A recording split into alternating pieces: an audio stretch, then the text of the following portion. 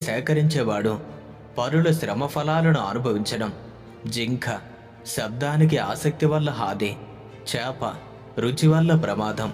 పింగళ వేశ్య ఆశల త్యాగం. కురూర పక్షి స్వాంతన శాంతి కోసం విడిచిపెట్టడం.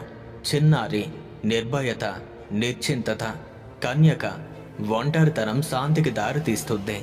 సర్పం ఏకాంతత గుహావాసం. బాణ చేసేవాడు ఏకాగ్రత. శాలీడు శరీర సంరక్షణకు మితిమీరిన ఆసక్తి అనేది దుఃఖం.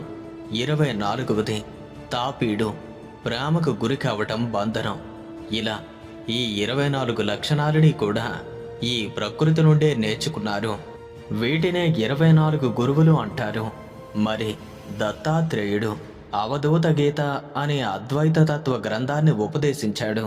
ఈ గ్రంథంలో ఆత్మ పరమాత్మల ఐక్యత, మాయ, మోక్ష మార్గం ఇటువంటి లోతైన తాత్విక విషయాలు ఉన్నాయి.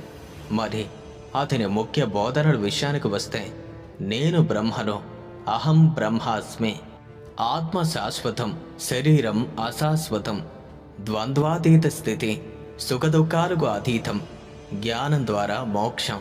మరి దత్తాత్రేయుని మహిమ విషయానికి వస్తే, శక్తులు మరియు సిద్ధులు.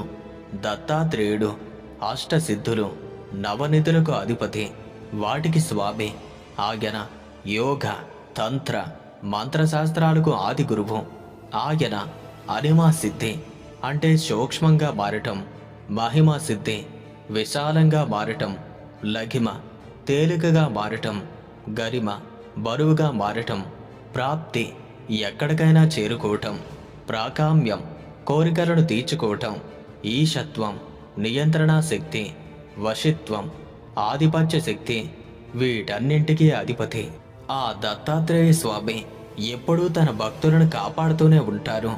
ఆయన తన భక్తులకు మానసిక శాంతిని ప్రసాదిస్తారు, ఆర్థిక సమస్యలు పరిష్కరిస్తారు, భూతప్రేత బాధలను తొలగిస్తారు, సంతాన ప్రాప్తికి ఆయన సహాయపడతారు. మరి దత్తాత్రేయ క్షేత్రాల విషయానికి వస్తే, భారతదేశం అంతటా కూడా అనేక దత్తాత్రేయ ఆలయాలు ఉన్నాయి. వాటిల్లో ప్రముఖ క్షేత్రాలు గంగాపూర్, ఇది మహారాష్ట్రలో ఉంది, అతి పవిత్రమైన దత్తక్షేత్రం. నరసోబాపడి, ఇది కర్ణాటకలో ఉంది. ఔడుంబర వృక్షం కింద దత్తాత్రేయుడు ఉంటారు. గిరినార్, ఇది గుజరాత్లో ఉంది. దత్తాత్రేయుడు ఆయన తపస్సు చేసిన పవిత్ర స్థలం.